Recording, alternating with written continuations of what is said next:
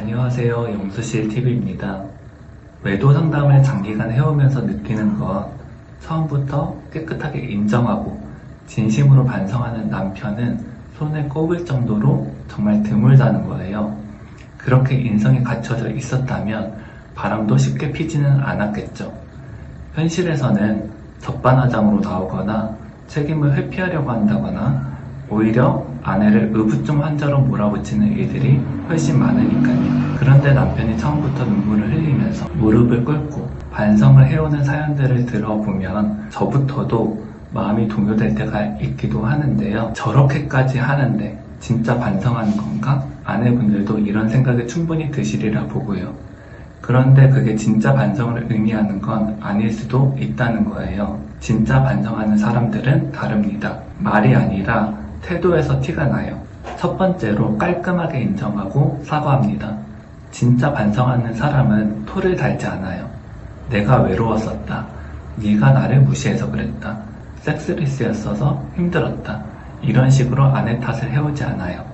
물론 부부 사이에 문제가 있었을 수는 있겠죠. 그런데 그게 외도를 정당화할 이유는 되지 않습니다.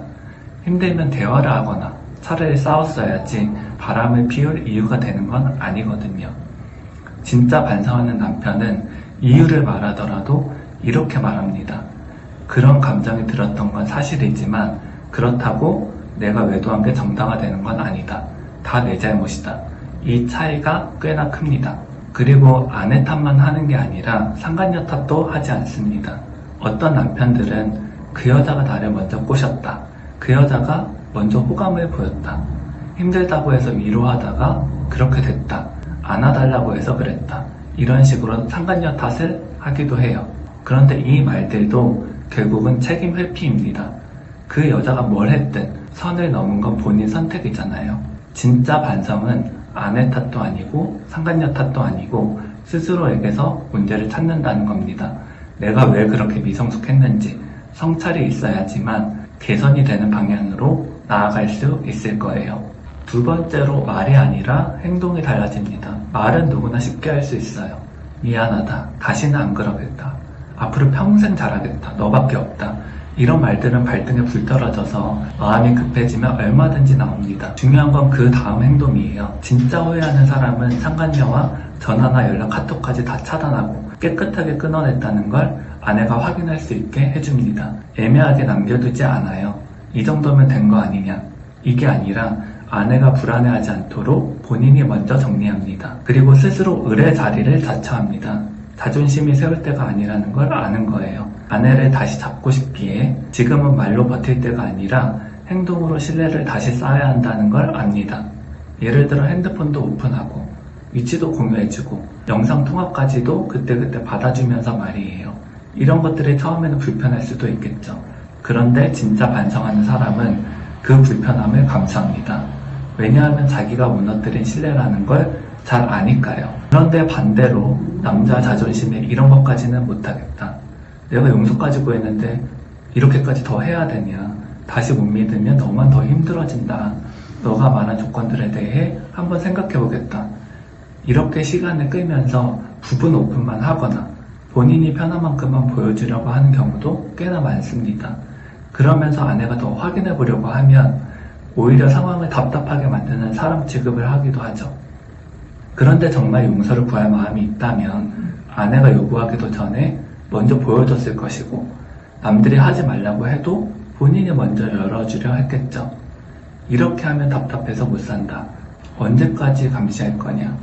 이렇게 나온다면 그건 반성이라기보다 자기의 불편함이 먼저인 거예요.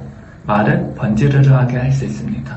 그래서 반드시 행동을 보셔야 합니다. 세 번째로 용서를 압박하는 게 아니라 신뢰 회복에 집중을 합니다. 진짜 반성하는 사람은 언제 용서해줄래 하고 압박하지 않습니다. 잠자리로 은근슬쩍 분위기를 간보면서 용서받은 척 넘어가려고 하지도 않고요. 언제까지 그 얘기할 거야? 더는 거론하지 마라. 나도 이제는 힘들고 지친다. 용서하기로 했으면 그만해야 되는 거 아니냐. 이런 식으로 피해자인 아내를 다시 몰아붙이지 않아요. 오히려 아내가 무너질 때마다 그 상처를 알아주려고 합니다. 물론 남편도 사람인지라 중간중간 감정이 올라올 수밖에 없고 싸울 수는 있을 거예요. 반성한다고 해서 하루아침에 완벽한 사람이 되는 건 아니니까요.